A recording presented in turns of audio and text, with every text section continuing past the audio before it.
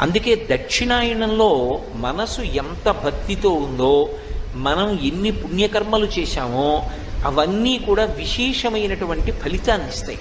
మీరు ఒకటి గుర్తుపెట్టుకోండి, దక్షిణాయనం చాలా చాలా గొప్ప కాలం. చాలామంది తెలియక ఒక మాట చటుక్కుని అంటూ ఉంటారు, దక్షిణాయనం అంత ఉత్తమమైన కాలం కాదు అంటూ ఉంటారు. కానీ అది పొరపాటు మాట.